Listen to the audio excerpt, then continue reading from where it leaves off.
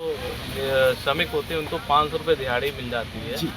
और दिल्ली में अभी व्यवस्था करी है कि अकुशल कुशल, जिसमें अकुशल के लिए सर 18,000 है और कुशल के लिए 23,000 है तय किया गया है। तो आप इतना कम मानदेय क्यों मांग रहे हैं?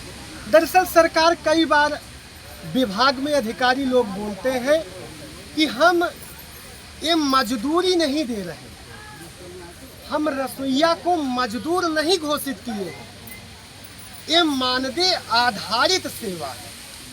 हम रसोइयों को मानदेय देते हैं, मजदूरी नहीं देते। इसलिए हम लोग सरकार से मानदेय ही मांगते हैं और इतना मांग रहे हैं कि जिससे एक कबीर साहब की पंक्ति है कि साधु इतना दीजिए जामे कुटुंब समार। अर्थात सरकार से हम लोग उतना ही मांग रहे हैं कि सरकार उतना दे जिससे हम लोग अपने परिवार का पालन पोषण कर सके, शिक्षा दीक्षा दे सके, हम लोग खुशहाल जीवन जी सके। मिनिमम मानदेय तो 18,000 जो तय होता है, तो आप उसकी मांग क्यों नहीं कर रहे हैं? उसके बाद पीएफ की क्या व्यवस्था है, इनकी जो है जीपीएफ कट रहा है नहीं कट रहा है, स्वास्थ्य की क्या व्यवस्था है, कैशलेस व्यवस्था की क्या व्यवस्था है, और इनकी जो है छुट्टी कितनी छुट्टियां होती हैं, इन सब चीज़ों के बारे में क्या है?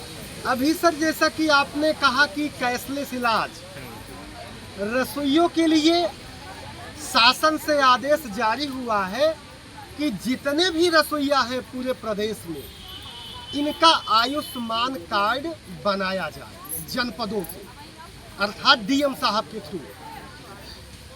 ज़्यादातर रसोइयों के बने हैं, जिनके छूटे हैं उनके लिए आदेश जारी हुआ है, अभी अनुपालन नहीं हो पाया है।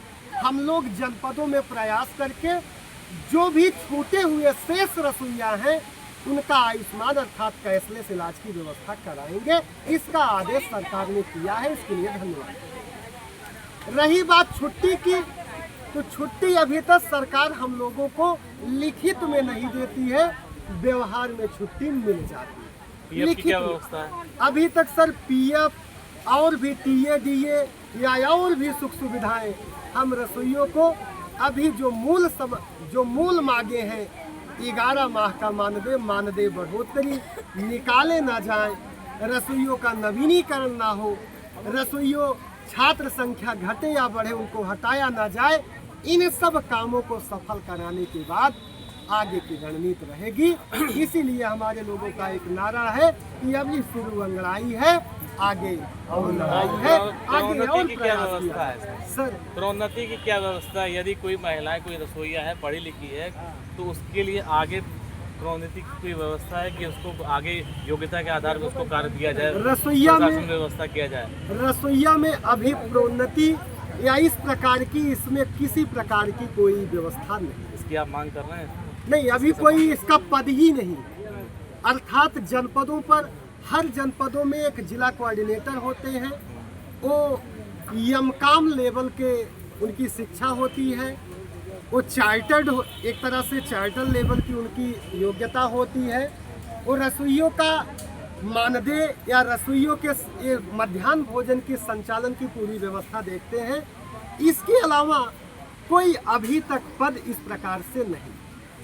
केवल यही है कि बच्चों को विद्यालयों में भोजन बने, उसके लिए रसोइयों की नियुक्ति हुई है, और जिसका संचालन एक ग्राम पंचायत समिति ग्रामीण लेवल पर, और जो शहर लेवल है वार्ड लेवल पर, वहाँ वार्ड समिति। ग्राम समिति से हटा करके इसकी व्यवस्था प्रशासनिक से आप करने की मांग करते हैं? अभी सर ये प्रयास है कि जो मूलभूत हम लोगों की जो दिक्कतें हो रही है वो दिक्कतें ना हो, जमीनी जो है, जो आज लेकर के आए हैं।